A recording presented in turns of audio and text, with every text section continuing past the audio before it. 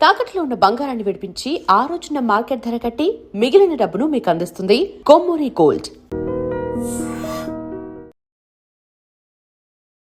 నమస్కారం, మీరు చూస్తుంది ఐ డ్రీమ్. నేను మీ కీర్తి. 18వ తారీఖు బుధవారం అమావాస్య వస్తుంది.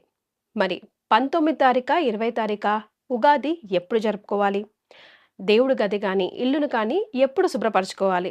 మరి బుధవారం అమావాస్య వస్తుంది కదా, ఏదైతే సరైన రోజు. అట్లాగే తెలుగువారి సంవత్సరాది ఉగాది కాబట్టి ఆ రోజు మన గృహంలోకి తీసుకురావాల్సినవి, తీసుకురాకూడని సామాగ్రి అంటూ ఏమైనా ఉన్నాయా?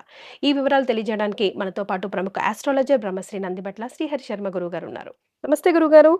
వాగర్థావివ సంపృక్తౌ వాగర్థ ప్రతిపత్తయే జగతః పితరౌ వందే పార్వతీ పరమేశ్వరౌ ఆదిత్యాయ చ సోమాయ మంగళాయ బుధాయ చ గురుశుక్రశనిభ్యశ్చరాహవే కేతవే నమః. శృంగేరి జగద్గురు పీఠాధిపతులకి, కంచి పీఠాధిపతులకి నమస్కారములు తెలియజేసుకుంటూ కార్యక్రమాన్ని ప్రారంభిద్దాం.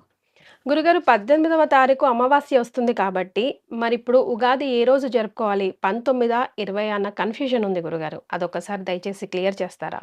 తప్పకుండానమ్మా. వీక్షించేటువంటి ఐ డ్రీమ్ ప్రేక్షకులకి ముందుగా నూతన సంవత్సర పరాభవ యుగాది శుభాకాంక్షలు. మీకు, మీ యాజమాన్యానికి కూడా ధన్యవాదాలు గురుగారు. మీకు కూడాను.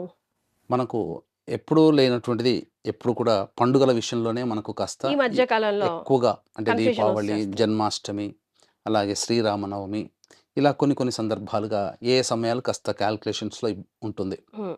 ఈసారి కూడా ఉగాది పరాభవనామ సంవత్సరంగా ఉగాది మనకు ఎప్పుడు జరుపుకోవాలి? ఎందుకనంటే చాలామంది వీక్షించేటువంటి ఐ డ్రీమ్ ప్రేక్షకులు కూడా ఉన్నటువంటి ఒక ఆలోచన ఏంటంటే, సూర్యోదయానికి ఏ తిథి ఉంటే ఆ తిథికి మనం ఫిక్స్ అయిపోతాం. హ్మ్.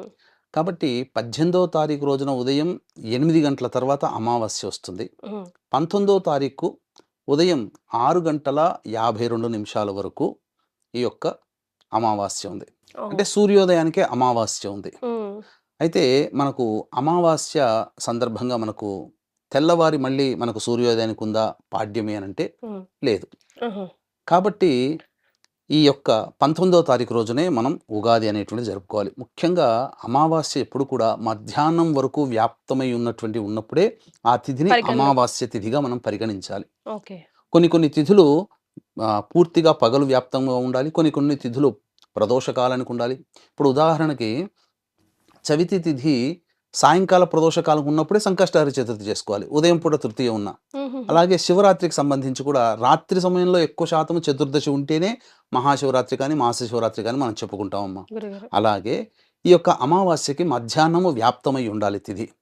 కాబట్టి ఉదయం సూర్యోదయం అయిన తర్వాత కొద్ది నిమిషాల పాటు మాత్రమే ఈ సంబంధించినటువంటి తిథి వ్యాప్తమై ఉంది. పాడ్యమి తిథి అంతా ఈ 19వ తారీఖు ఉంది. కాబట్టి వీక్షించేటువంటి ప్రేక్షకులు నిర్మోహమాటంగా మనం 19వ తారీఖు రోజునే ఉగాది జరుపుకోవాలి. 20వ తారీఖు అనేటువంటిది మనకు నిర్ణయము కాదు. 19 అందరూ కూడా ఉగాది జరుపుకోవాలమ్మా.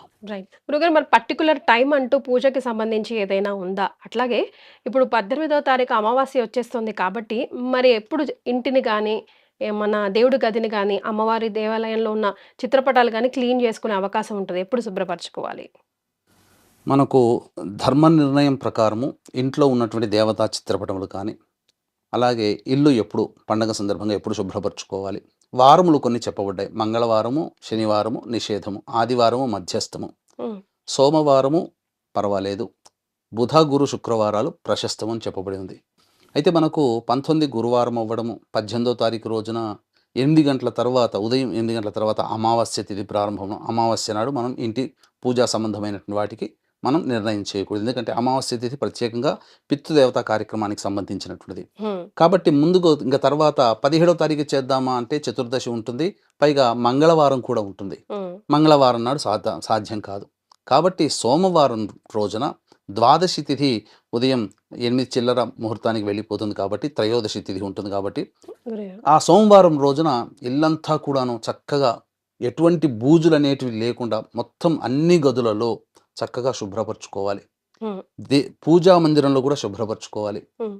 ఇక చెప్పాలి అని అంటే పూజా సంబంధమైనటువంటి వాడబడే వస్తువులు ఏవైతే ఉంటాయో అవన్నీ కూడా సోమవారం రోజునే మనం శుభ్రపరచుకోవాలమ్మా. చిత్రపటాలు అన్నీ క్లీన్ చేసుకోవడము, హ్మ్. గంధం అలంకరణ చేసుకోవడం కానీ చేసుకోవచ్చు. హ్మ్.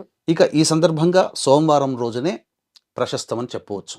గురుగారు. ఇక ఇది కుదరని వాళ్ళు సోమవారం నాడు మేము మర్చిపోయాము, ఇది లేటుగా చూసాం వీడియో, అరే మంగళవారం నాడు చూసాం, హ్మ్. కానీ మాకు సోమవారం తెలిస్తే బాగుండేది చేసుకున్నాం కదా అని కూడా చాలామంది ఆలోచిస్తారు. అవునండి గురుగారు. అటువంటి వాళ్ళు ఏంటంటే ఉగాది రోజున ఉదయం 6:52 అయిపోతుంది కాబట్టి 6:52 7 గంటలకి ఆ విధంగా మళ్ళీ శుభ్రపరచుకోవచ్చు. 7-8 లోపల ఉన్నటువంటి అన్నీ కూడా శుభ్రపరచుకోవచ్చు. కానీ పూజా మందిరాన్ని శుభ్రపరచుకోవాలి అంటే ఖచ్చితంగా స్నానం ఆచరించి మాత్రమే పూజా మందిరాన్ని శుభ్రపరచుకోవాలి. హ్మ్.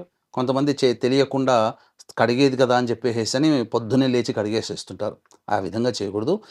19వ తారీఖు రోజున శుభ్రపరచుకోవాలి పూజా సంబంధమైనటువంటి విషయాల్లోనంటే ఖచ్చితంగా 6:52 అంటే 7 గంటలకు వేసుకోండి. హ్మ్. 7 గంటల తర్వాతనే పూజా మందిరం వస్తువుల్ని ముట్టుకొని స్నానం ఆచరించి శుభ్రపరచుకోవాలమ్మా. యెస్. గురుగారు ఇంటిని కూడా, గృహాన్ని కూడా శుభ్రం పరచడానికి పర్టిక్యులర్‌గా మీరొక విధి విధానం చెప్తూ ఉంటారు. ఒకసారి ఐ డ్రీమ్ ప్రేక్షకులకు కూడా గుర్తు చేయండి గురుగారు.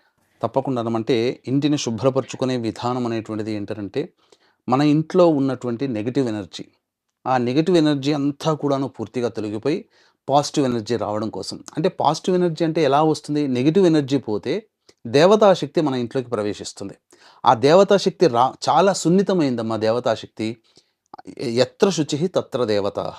ఎక్కడ శుచి శుభ్రత ఉంటుందో అక్కడ దేవతలు మనం పిలవకున్నా ఆర్ద్రమైనటువంటి హృదయం ఒక్కసారి పిలిస్తే వస్తారు. గురుగారు.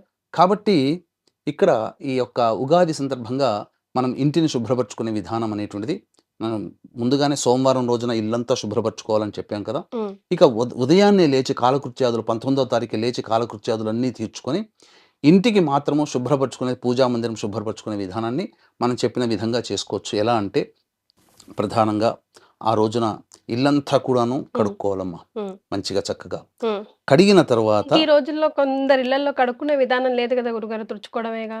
ఇప్పుడున్నటువంటి విధానం తుడుచుకోవచ్చు. పూర్వకాలంలో అంటే అన్నీ ప్రతి గడప గడపకి రంధ్రాలు ఉండేటివి కాబట్టి ఆ మరి. విధంగా చేసుకునేవాళ్ళు. హ్మ్. కడుక్కొని తర్వాతనే చేసుకోవచ్చు. లేదా శుభ్రమైన కొత్త మంచి వస్తువుతో ఇల్లంతా కూడాను శుభ్రపరచుకోవాలి. ఫస్ట్ మంచినీటితో వేసుకొని. తదనంతరం మనం ఏదైతే మళ్ళీ రెండవసారి మాఫ్ అనేది పెడతాం కదా! హ్మ్. ఆ సమయంలో ఒక వస్త్రాన్ని తీసుకొని అందులో ముఖ్యంగా ఒక మంచి నీటిలో హ్మ్. ఆ నీటిలో పసుపు, గళ్ళ ఉప్పు, హ్మ్. అలాగే ఈ సంబంధించినటువంటి యాలకులు, హ్మ్. కుంకుమ పువ్వు, హ్మ్. పచ్చకర్పూరము ఇవన్నీ కూడాను వేసి గో అర్కము అంటే ఆవు పంచకం, అలాగే గంగా నీళ్ళు వీలైతే అవన్నీ వేసి చక్కగా కలియబెట్టి తదనంతరం ఇల్లంతా కూడా శుభ్రపరచుకోవాలి. బట్టతో మంచిగా పూర్తిగా శ్రమతోనైనా పర్వాలేదు చక్కగా చూసుకోవాలి. అలాగే పూజా మందిరం అంతా కూడా శుభ్రపరచుకోవాలి. గురుగారు. తదనంతరం ఏం చేయాలి? ఉగాది రోజున కూడా ఇదే నీటితో మనం శుభ్రపరచుకోవాలి. హ్మ్. ఇట్లాగే.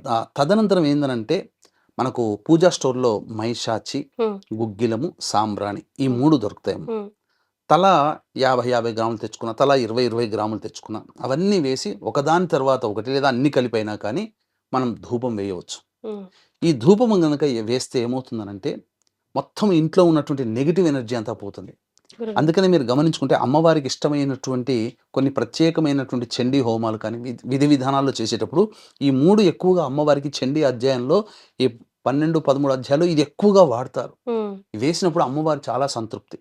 హ్మ్. కాబట్టి ఇలా ఇల్లంతా కూడాను దేవతా శక్తి నిలయమవుతుంది. ప్రశాంతంగా. తద్వారా అప్పుడు మనం చేసుకునే పూజ కానీ అన్నీ కూడా మనకు ఉపయోగపడతాయి. ఈ లోపల ఉన్నటువంటి ఆహ్, పూజా వస్తువులు మనకు దీపపు కుందులు కానీ, గంట, హారతిచ్చేది, దేవతా చిత్రపటాలని పెట్టేటువంటి దేవతా ప్రతిమలు పెట్టే ప్లేట్లు కానీ, ఇలా ఏవైనా కానీ అన్ని విధంగా ఆ విధంగా మనం శుభ్రపరచుకోవచ్చమ్మా. హ్మ్. గురుగారు అంటే ఇటు ఇరు తెలుగు రాష్ట్రాల్లో అటు డిఫరెంట్‌గా చేస్తూ ఉంటారు. ఉగాది పచ్చడికి సంబంధించి గాని, విధి విధానంలో కూడా డిఫరెంట్‌గా ఉంటది. పర్టిక్యులర్‌గా ఉగాది రోజు మనం ఇది చేయాలి, ఇలా చేయాలి అంటే పంచాంగ శ్రవణం వింటూ ఉంటాం గదా గురుగారు. అట్లా కాకుండా ఏదైనా ఉందా? లేదంటే ఎవరి ఆచరణ ఎవరి ఫ్యామిలీ రిచువల్ వాళ్ళు ఫాలో అవ్వాలా? ఇక్కడ ఉగాది రోజున ఎటువంటి విధి విధానాలు పాటించాలో తెలియజేస్తానమ్మా. వీక్షించేటువంటి ప్రేక్షకులు కూడా గమనించాల్సినటువంటిది ఈ యొక్క సంబంధించినటువంటి చైత్ర పౌర్ణమి, అలాగే ఈ అన్ని అత్యంత శుభ ఫలితాలను ఇచ్చేటువంటి నక్షత్రాల్లో ఒకటైనటువంటి హస్తా నక్షత్రం. అటువంటి హస్తా నక్షత్రం ఉన్నటువంటి రోజున ఈ సంవత్సరం అంతా కూడా నవగ్రహాల యొక్క ఏ వ్యక్తికైనా నవగ్రహాల యొక్క అనుగ్రహం ఉంటేనే అన్ని రకాలుగా మంచి సౌభాగ్యము, అన్ని రకాలుగా కోరికలు నెరవేరుతాయి. రెజల్యూషన్స్ అన్నీ కూడా తీర్చుకోగలుగుతారు. కాబట్టి ఈ మంచి జరగాలన్నా, చెడు జరగాలన్నా, మంచి పెరిగి చెడు తగ్గాలన్నా నవగ్రహాల యొక్క అనుగ్రహం కావాలి. ఇట్టి నవగ్రహాల యొక్క అనుగ్రహం కోసం మన పీఠం ఆధ్వర్యంలో సాయంకాలం 6 గంటలకి సర్వదోష నివారణ పూజల హోమాలలో భాగంగా నవగ్రహ పాశుపత హోమం, ఆరోగ్యం కోసం మృత్యుంజయ హోమం, అలాగే సర్వకార్య జయసిద్ధికి సుదర్శన హోమము, అలాగే రుద్ర హోమము, మరియు ఉద్యోగ ప్రాప్తి, వివాహ ప్రాప్తి, దాంపత్య అనుకూలత, ఆర్థికాభివృద్ధి, వ్యాపారాభివృద్ధి కోసం లక్ష్మీ మూలమంత్ర సంపుటిత లక్ష్మీ సూక్త హోమాన్ని జరిపించి శక్తిపాతం చేసినటువంటి కరుంగలి మాల ఇవ్వడం జరుగుతుంది. అవకాశం ఉన్నటువంటి వాళ్ళు ఏప్రిల్ 1వ తారీఖు మధ్యాహ్నం 3 గంటల లోపల ఈ కార్యక్రమంలో మీ గోత్రనామాలు నమోదు చేసుకోవచ్చు. ఇక ఈ సంబంధించినటువంటి ఉగాది రోజున తప్పకుండా చేయాల్సినటువంటిది గురుగారు. మనిషి అన్నటువంటి ఎందుకంటే సంవత్సరం ప్రారంభమవుతుంది. ఈ సంవత్సరం అంతా కూడా దేవతానుగ్రహం ప్రతి వ్యక్తికి కలగాలి. అట్లాగే మనం గనక చూసుకున్నట్లయితే గోచార రీత్యా గురువు ప్రతి రాశికి కూడాను యోగాన్ని ఇచ్చే సందర్భాలు ఉన్నాయి. కాబట్టి అదృష్టం అనేటువంటిది 12 రాశుల వారికి ఈ సంవత్సరం చాలా చక్కగానే ఉంటుంది. కాబట్టి ఇక్కడ మనం చేయాల్సినటువంటిది పుణ్యం కొద్దీ పురుషుడు, దానం కొద్దీ బిడ్డ అంటారు కదమ్మా. మనము ఏ జన్మలలో మనం కష్టాలు పాపం చేశామో ఈ జన్మల్లో కష్టాలు పడుతున్నాం. మళ్ళీ ఈ జన్మల్లో కష్టాలు పడుతున్నప్పుడు భగవంతుడు చూస్తాడు. ఇక్కడ ఆ సంబంధించినటువంటి ఆ వ్యక్తి యొక్క పుణ్యరాశి ఏమన్నా ఉందా? పుణ్యరాశి ఉన్నప్పుడు ఆ కష్టాల యొక్క సాంద్రత తగ్గుతుంది. అంటే ఎక్కువ కష్టపడడం తగ్గుతుంది. కాబట్టి పుణ్యం పెంచుకునే ప్రయత్నం చేయాలి. ఉగాది రోజున ముఖ్యంగా బీదలకి అన్నదానం కానీ, వస్త్రదానము కానీ, ఎవరికైనా ఆపన్న హస్తులు ఎవరికైనా కానీ ఈ సంబంధించినటువంటిది దానాది కార్యక్రమాలు చేయాలి. కడుపు నిండా అన్నం పెట్టండి. 10 మందికి పిలిచి ఎవరైనా రోడ్డు మీద ఉంటారు, అన్నార్థులు దేవాలయాల దగ్గర ఉంటారు, ప్రార్థనా మందిరాల దగ్గర ఉంటారు, వాళ్ళకి జాతి, కుల, మత విచక్షణ అనేది లేకుండా అందరికీ అన్నదానం చేయండి. శక్తి కొలది, ఇంతే చేయాలని ఏమీ లేదు. ఆ విధంగా మంచి చేయడం అనేటువంటిది. తర్వాత ముఖ్యంగా ఈ ఉగాది రోజున అవకాశం ఉంటే సాయంకాలానికి సినిమాలకి వాటికి వీటికి ఇట్లా వెళ్లకుండా వృద్ధాశ్రమాలకు వెళ్ళి ఆ వృద్ధులను పలకరించరండి. వాళ్ళకి మీ చేతనైనంత పండ్లు, తినే పదార్థాలు ఇచ్చిరండి. తప్పకుండా గురువు చాలా అనుకూలిస్తాడు. ముఖ్యంగా ఈ ఉగాది రోజున ఇంకా అవకాశం ఉంటే దేవతా ఆలయాన్ని సందర్శించాలి.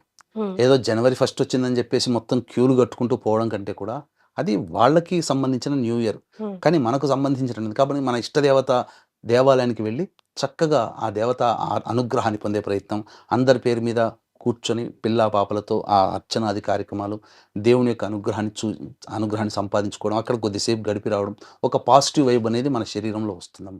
అదంతా కూడా ఎందుకనంటే ఆ ఉగాది మనకు వసంత ఋతువులో మొదటి రోజు కాబట్టి ఆ దేవతానుగ్రహం ప్రతిదీ ఉంటుంది. ముఖ్యంగా ఈ ఉగాది రోజున అమ్మవారి దేవాలయానికి లలిత కానీ, దుర్గా కానీ, రాజేశ్వరి అమ్మవారి కానీ ఖచ్చితంగా వెళ్ళి రావాలి. లేదా లక్ష్మీ అమ్మవారి దేవాలయానికైనా, ఏ దేవాలయానికైనా అమ్మవారి దేవాలయానికి వెళ్ళి రావాలమ్మా. ఎందుకంటే లలిత నవరాత్రులు ప్రారంభమవుతాయి. లలిత అంటే ఎవరే లేరు, మహాకాళి, మహాలక్ష్మి, మహాసరస్వతి, ముగ్గురమ్మల స్వరూపం. కాబట్టి ఆ యొక్క అమ్మవారి దేవాలయానికి వెళితే లలితా నవరాత్రులు ప్రారంభమవుతాయి. కాబట్టి మొట్టమొదటిగా అమ్మవారి అనుగ్రహం పొందామంటే ఇక మనకి ఈ సంవత్సరంలో సాధించిందంటూ ఏది లేదమ్మా. రైట్ గురుగారు, తెలుగువారి సంవత్సరాదే కాబట్టి ఆ రోజు ముఖ్యంగా ఇంట్లోకి తీసుకురావాల్సిన వస్తువులు, తీసుకురాకూడదు అస్సలు అన్న వస్తువులు ఏమైనా ఉన్నాయా? సంబంధించి చూసుకుంటే ఆ రోజున గురువారం ఉదయం 9 to 10 శుక్రహోరం ఉంటుంది. అయితే 9 గంటల 37 నిమిషాల వరకు దుర్ముహూర్తం ఉంది. కాబట్టి 9 గంటల 40 నిమిషాల నుంచి 10 గంటల లోపల వృషభ లగ్నం ఉంటుంది. లగ్నాధిపతి లాభంలో ఉంటాడు, రవి కూడా లాభంలో ఉంటాడు. ఈ రవి లగ్న ముహూర్తానికి రవి లాభంలో ఉంటే ఏకాదశార్క యోగము అని అంటారు. కాబట్టి 9:40 నుంచి 10 గంటల మధ్యకాలంలో మనకు సాధ్యమైనంతగా లక్ష్మీప్రదమైనటువంటి వస్తువుల్ని మనం తెచ్చుకోవాలి. లక్ష్మీప్రదమైనటువంటి వస్తువుల్లో మొట్టమొదటిది అందరికీ ఆడవాళ్ళకి తెలిసిందే ఉప్పు, తర్వాత చీపురు కట్ట, గళ్ళుప్పు, చీపురు కట్ట, అలాగే దక్షిణావృత శంఖము, దేవతా చిత్రపటం ఏదైనా కొనుక్కరావచ్చు ఆ సమయంలో.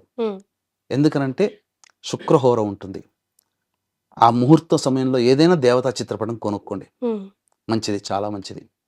అలాగే దేవత సంబంధించినటువంటి దీపారాధన కుందులు కానీ, ఇనుప వస్తువులు కాకుండా ఇవి సంపాదించుకొని పెట్టుకోవచ్చు.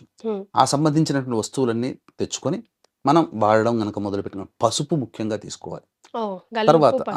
తర్వాత 11 గంటల 24 నిమిషాల వరకు కూడాను మనకేంటనంటే దుర్ముహూర్తం ఉంది ఈ సంబంధించినటువంటిది. 9 గంటల 37 నిమిషాల వరకేమో మేషలగ్నం ఉంటుంది. కాబట్టి ఆ తదనంతరం మనకు 11 గంటల 12 లేదా 20 నిమిషాల వరకు దుర్ముహూర్తం ఉంది. ఆ దుర్ముహూర్తం దాటిన తర్వాత మిథున లగ్నం వస్తుంది. 12:15 వరకు కూడా ఉంటుంది. ఆ 1 గంట సమయంలో కూడా ఈ చెప్పినటువంటి వస్తువుల్ని తీసుకురావచ్చమ్మా. రైట్. అస్సలు తీసుకురాకూడదు, రాకూడదు అన్న వస్తువులు కూడా ఏమైనా ఉన్నాయా గురుగారు? అంటే దీపారాధనకి సంబంధించి అందరూ తైలము తీసుకొని వస్తారు. హ్మ్. తైలం ఉగాది రోజున తైలం తీసుకురాకూడదు. ఓహ్! నల్లటి వస్తువులు తీసుకురాకూడదు. హ్మ్. అలాగే ఇనుప వస్తువులు, పింగాణి పాత్రలు, సీసము. హ్మ్. ఇప్పుడు చాలామంది ఏంటంటే ఆడవాళ్ళు ఎక్కువగా వాడుకునేటువంటి వస్తువుల్లో క్లిప్పులు ఇవన్నిట్లో ఈ సంబంధించినటువంటిది ప్లాస్టిక్ ఉంటుంది. ఇనుప వస్తువులు దాగి ఉంటాయి. హ్మ్. పింగాణి వస్తువులు అటువంటివి ఏవి తీసుకురాకూడదమ్మా. హ్మ్. ఇట్లాంటి వస్తువులు తీసుకురాకుండా చక్కగా దేవతా సంబంధమైనటువంటి వస్తువుల్ని తీసుకొని వచ్చి మంగళప్రదంగా ఆ రోజున గనక ఉంటే ప్రశాంతంగా ఉండాలి. ఆ రోజు ఎంత వీలైతే కుటుంబ సభ్యులతో మమేకమై చక్కగా ఖచ్చితంగా మీరు సంబంధించినటువంటిది ఏకాదశార్క యోగం ఉన్నటువంటి సమయములో ఉగాది పచ్చడి అనేటువంటిది భుజిస్తే హ్మ్. అది దేవతా నవగ్రహాల యొక్క అనుగ్రహం ఆ సమయంలో. అందుకనే ఉగాది రోజున ఎందుకు షడ్రుచులని మనం భుజించాలి. హ్మ్. ఈ షడ్రుచుల వల్ల ఏమవుతుంది? మన దేహము, మన సైన్స్ దాగి ఉన్నటువంటిది ఏంటంటేనమ్మా, వాత, పిత్త, కఫ దోషాలు. మనకు అనేక రోగాలు మనం కరెక్ట్‌గా ఈ 6 రుచుల్ని తీసుకోలేకపోవడం వల్లనే. ఏదైనా ఒక రుచిని ఇష్టపడ్డామనుకోండి, ఏమవుతుంది? మొత్తము తీపిని బాగా ఇష్టపడితే షుగరొస్తది. హ్మ్. కారాన్ని బాగా ఇష్టపడితే మొత్తం బీపీ. బీపీ అవన్నీ పెరుగుతాయి. నరాల వ్యవస్థ దెబ్బతింటుంది. అందుకని షడ్రుచుల్ని తింటే ఆరోగ్యంగా ఉంటాం. అందుకనే ఉగాది రోజున షడ్రుచుల సేవనం. హ్మ్. కుసుమనింబ భక్షణం అని చెప్పేసేసని పెట్టినటువంటి కారణం అది. కాబట్టి ఆ విధంగా మనం ఆ యొక్క 9:40 నుంచి 10 గంటల లోపల గనక ఉదయం. అంటే ఉదయం వీలైతేనే హ్మ్. ఇదే నియమంగా మనం చెప్పినట్టు ఆ సమయానికే స్నానం చేయండి అని అంటే 40 మందిని కోల్పోయాం. మరి. అలా కాకుండా మనకు అవకాశం ఉంటే ఉదయం లోపల మనం 7 గంటల నుంచి మనం ప్రయత్నం చేస్తే ఇంట్లో ఉగాది పచ్చడి మనం ప్రిపేర్ చేసుకోవచ్చు. హ్మ్. దేవతా పూజ ఇంట్లో అంతా చేసుకొని చక్కగా ఆ సమయంలో 9:40 నుంచి 10 గంటల మధ్య కాలంలో శుక్రహోర ఉంటుంది. లగ్నానికి అష్టమ శుద్ధి ఉంటుంది. స్థిర లగ్నము. హుహు. ఆ దేవదేవుణ్ణి స్మరించుకుంటూ ఆరోగ్యంగా ఉండాలని చెప్పి అందరూ గనక ఆ సమయంలో గనక తీసుకుంటే చాలా మంచిది. లేకపోతే 11:15 నుంచి 12 లోపల లగ్నంలో గురువు ఉంటాడు. అష్టమ శుద్ధి ఉంటుంది. అది కూడా చాలా మంచిదే. ఆ సమయంలోనైనా కానీ మిథున లగ్నంలోనైనా చేయొచ్చు. వరుసగా శుక్రహోర, బుధహోర, చంద్రహోర వరుసగా ఉండేటువంటి హోరలు మంచివే. హ్మ్. కానీ 10 గంటల 9 నిమిషాల నుంచి 11 గంటల 12 నిమిషాల వరకు సమయం మంచిగా లేదు. దుర్ముహూర్తం ఉన్నటువంటి సమయం వర్జించాలి. ఓకే.